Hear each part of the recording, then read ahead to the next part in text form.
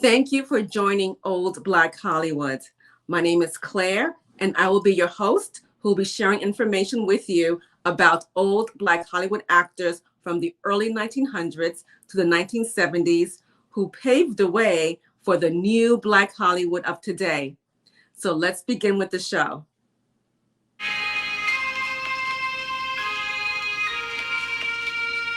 Welcome to Old Black Hollywood.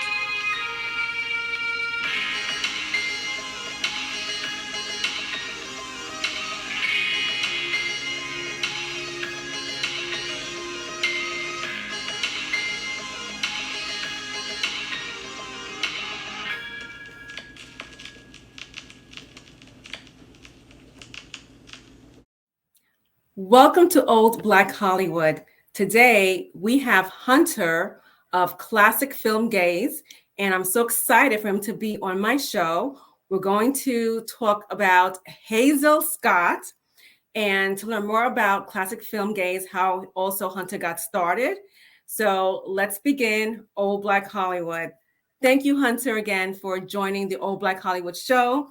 I'm so excited to share information with you about Hazel Scott, know what you know, what I know. We can compare notes. And also, I'm so curious to know, how did you get started with Classic Film Gaze? Well, thank you so much for having me.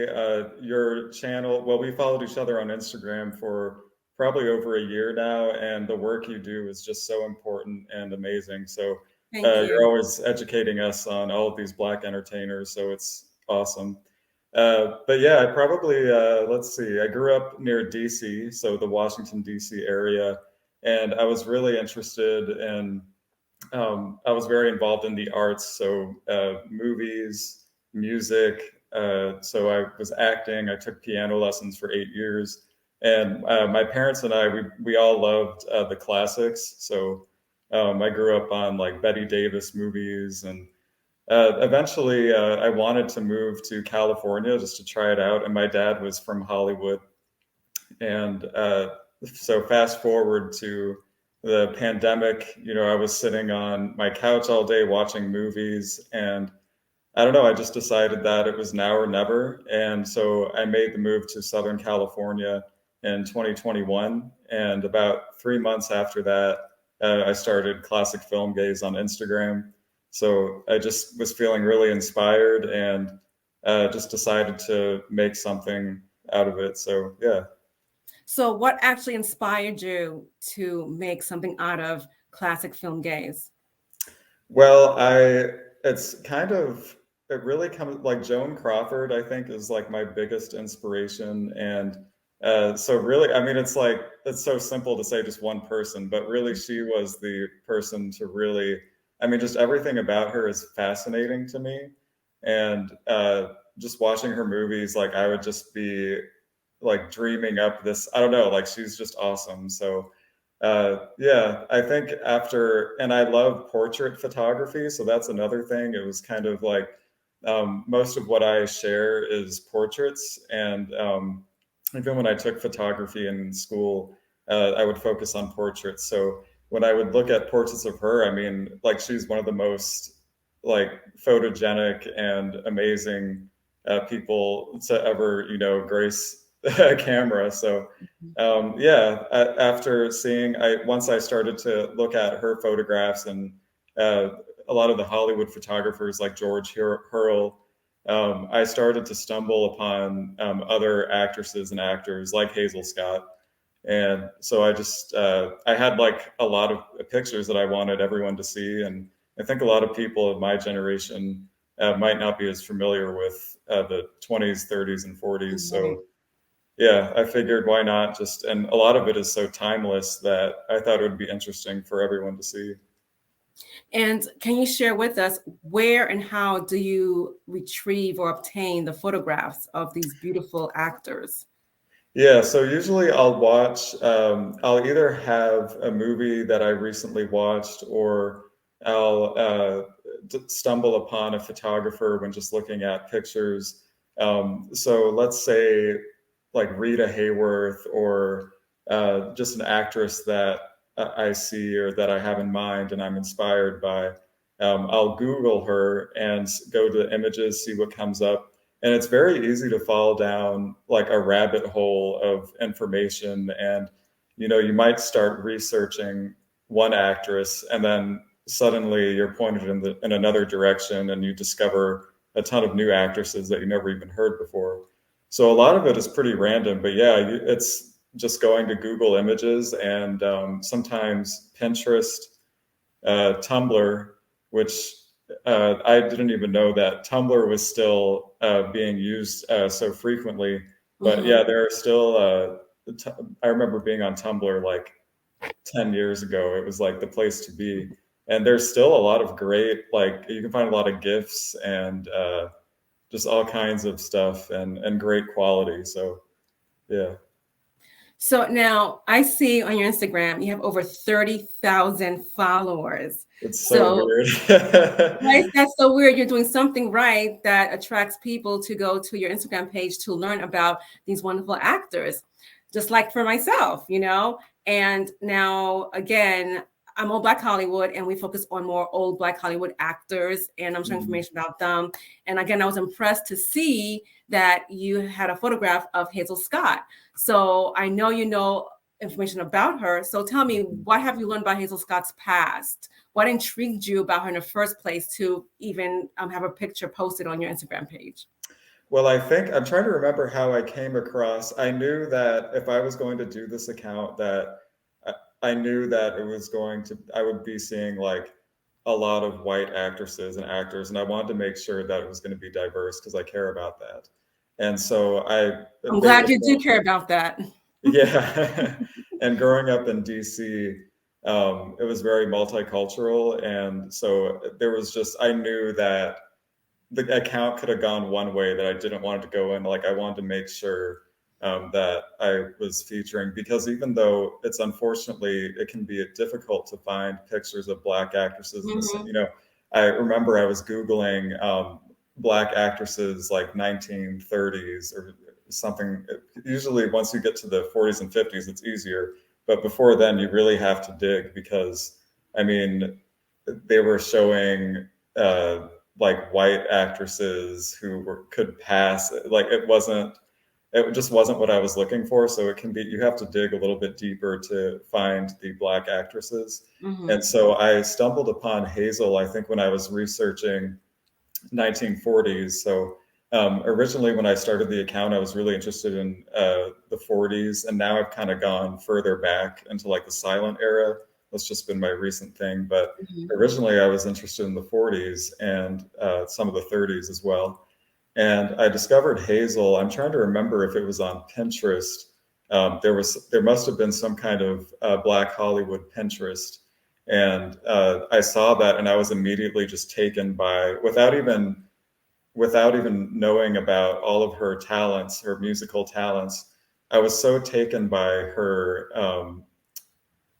Just when I scrolled past, it was like a show-stopping, like the allure that she had, and like and that's part of the name of the classic film Gaze. It really is kind of, the eyes that they give That's you, and right. she was Yes. so Okay. photogenic, and so yeah, every picture she took, it's just like she oozed glamour basically, and so I was like, I have to put her on my gallery. Right. For me, with Hazel Scott, she was very glamorous, and to learn about her past, how she began the piano at age 2 years old only, you Yeah, know, she accomplished a lot. And I believe she was only what 6 years old when she was accepted to the Juilliard School of Juilliard. Music. Yep. Yes. So, the talent she had, the skills she had, and to get into that school and to have the support by her mother who believed in her to get her to audition and get accepted. Right. And not only that, the people who mentored her. So tell me more what you know about Hazel Scott. Yeah, so I know that she was born in Trinidad, and as you mentioned, she moved to Harlem with her mom, and I think her mom was a classically trained pianist, and I think she wanted Hazel to continue the classical tradition, but Hazel eventually was more interested in jazz, and so she went a little bit of a different route.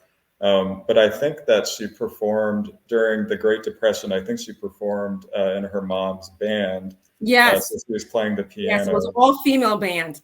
Right, And I right, want to go back a little bit to correct myself. She was actually was enrolled at the School of Juilliard at the age of 8 years old. right, Yes, right. 8 years old. But Okay. yeah, so it's I mean that's just wild to think of because I think the minimum age it was like 16. So if you imagine like an 8-year old, going to Juilliard, I mean that's just crazy. So, but yeah, I think it was great. I mean, her mom. It seems like her mom was so supportive, which is a big deal, I think, for kids to go after what you want. And so, and yeah, it seems like she was just around music all the time. All her life, practically, to be in an all-female orchestra band led by her Hmm. mother. And through that, she was able to meet, other well-known musicians. Do you know the Right. names?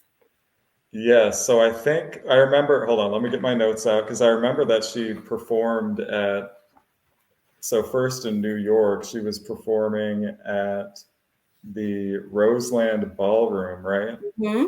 And I think she also had a radio show where she would play the classical pieces like Bach and Mozart, Hmm. which then led her to the Manhattan Yacht Club, which is where she started to swing the classics. And so that basically means taking the classical pieces and then adding Hmm. different like rhythm to it, basically. Hmm.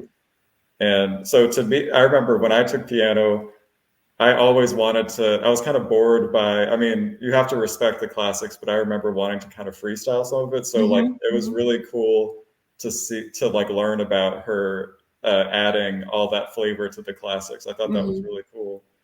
And eventually she went to let's see, Cafe Society, I think. And so, and that's where Billie Holiday took notice of her. Hmm. Hmm. Hmm. And when she was actually at the age of 15, she toured with the Count Basie Mhm. band.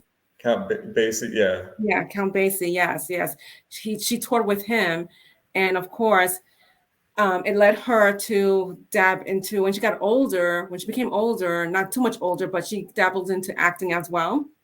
She hmm, performed on movies. And I remember right. there was a scene in one of them. I forgot which movie it was that she was playing the two pianos. I don't know if you ever saw Yes. that Yep. scene. That was, let's see, I have the name here. I think she did five. So, yeah, one of the things that I liked about when she went to Hollywood, she wanted to, she kind of stuck to her guns about what she was willing and not willing to do. So, Hmm.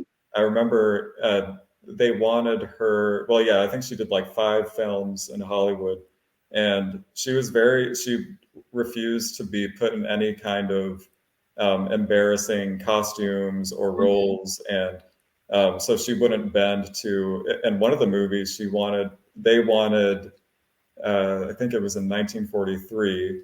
It was a Mae West musical, and they wanted all of the black women to wear like these dirty aprons in a scene Hmm. where they were sending off their loved ones to war. And Hazel just thought that was ridiculous and was like, "There's no way." And so she went on strike, I think, for a few days until they agreed to change the costumes. And so yeah, that was she was successful in that. But then after that, no one wanted to hire her anymore. But Well, it was but more to it because she was very outspoken when it came to yeah, civil rights movement. right. And you know who her husband was, right? Yeah, he was an activist. No, he was the first African American councilman in New York. It Oh, was Adam really? Clayton Okay. Powell. So having them two together as forces, they were trying to make some changes. Right. Understand? Because it was black people were treated so unfairly around that time, especially Right. in Hollywood. And Hazel Scott was very outspoken, and she didn't care. She wanted to make some changes. So therefore, with her being she was an activist in the civil rights movement. So they titled her as a communist. Right. Hmm. So and before that happened, she was the first African American woman to have her own television show, Right.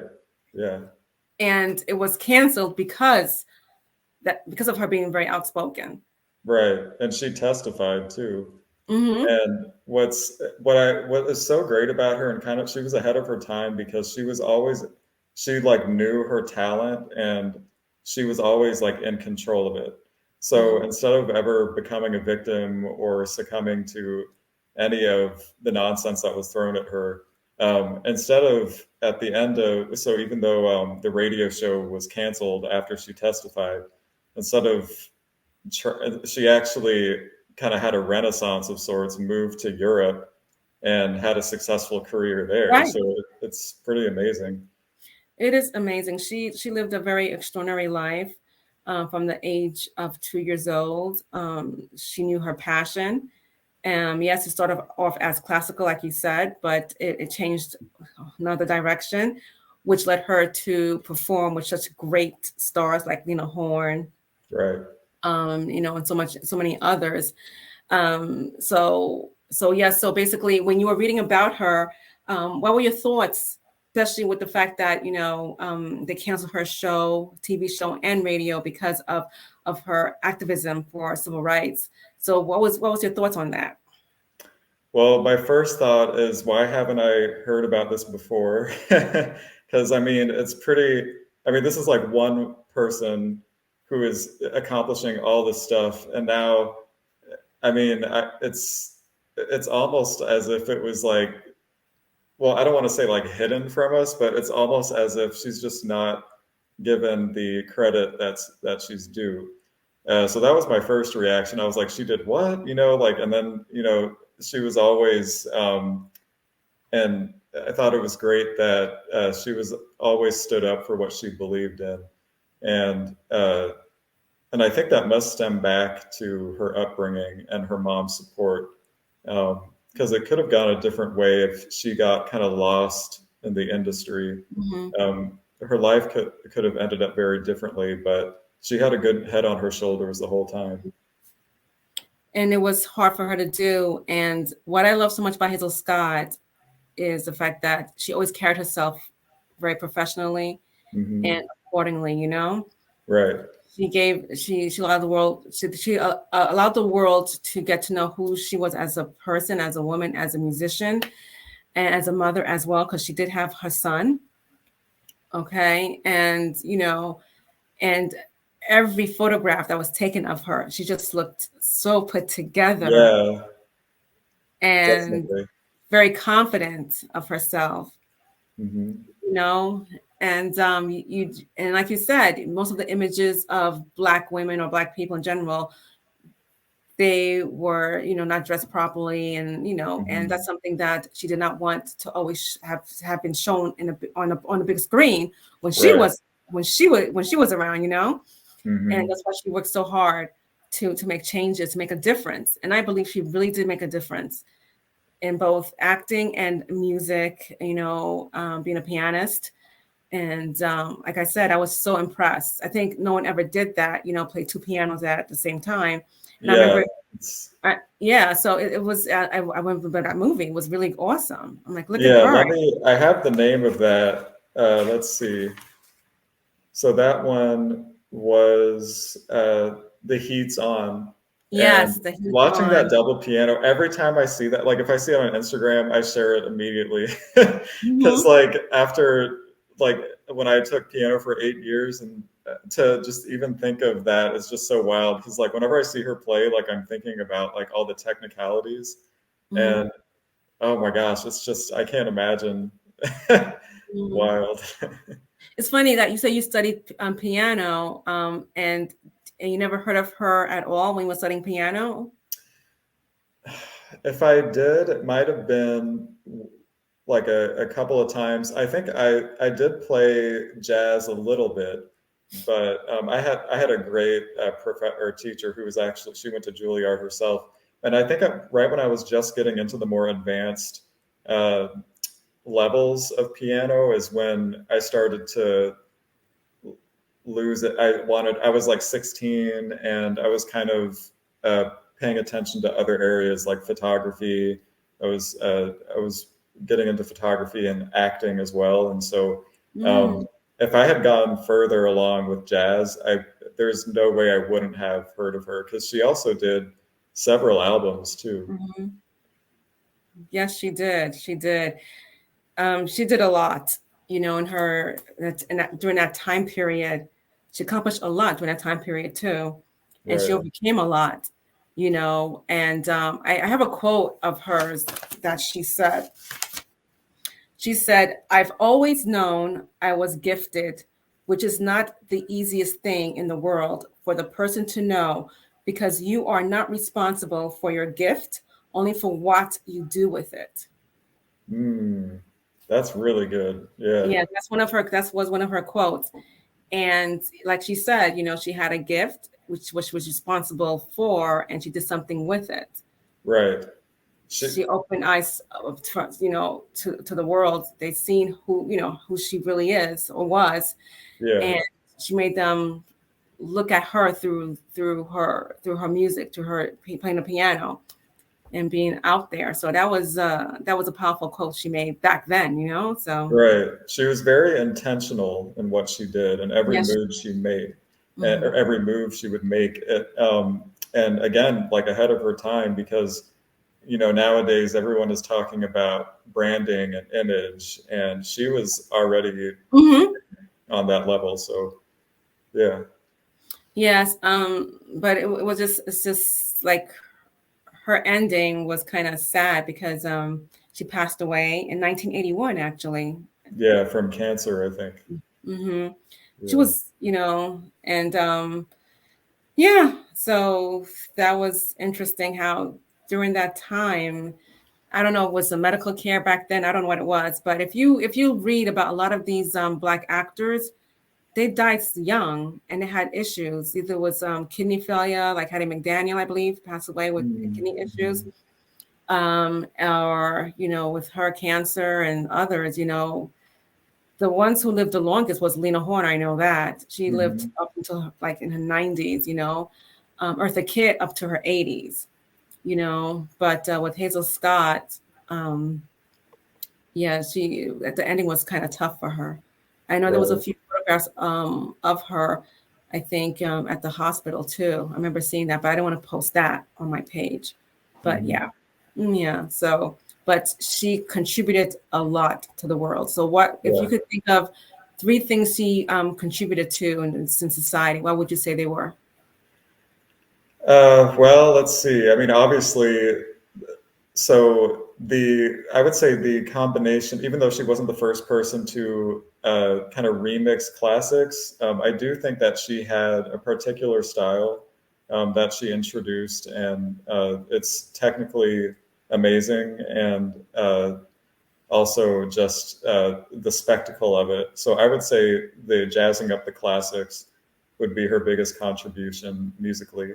I also think setting a standard for owning your talent and knowing your worth, I think, especially when you go to Hollywood.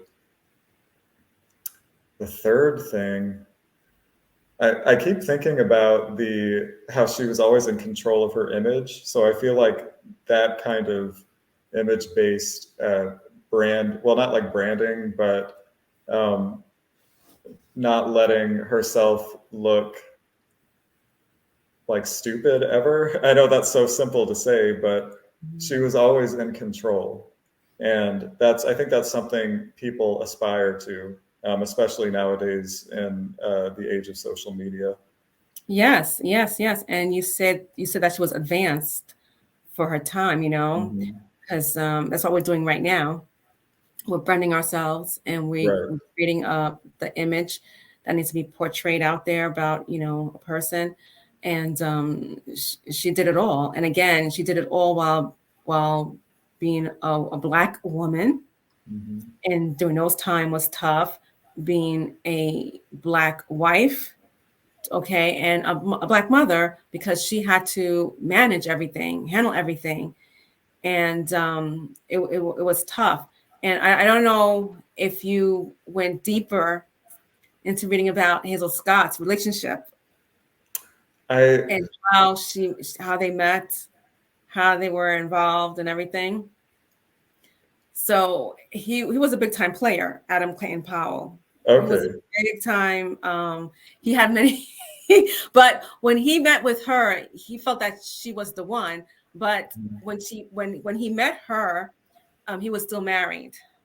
Oh, that's right. I did read that. Yes, to one of the famous actresses' sister, Okay. which was Freddie Washington's sister. He was married to, Oh, okay. Oh, and somehow Hazel and him connected, and he divorced Freddie Washington's sister, little sister, and he married Hazel, and they had a child together. But they later wound up divorcing. okay. Yeah, Yes, so she put up with a lot. She dealt she with a lot. did. She dealt with a lot,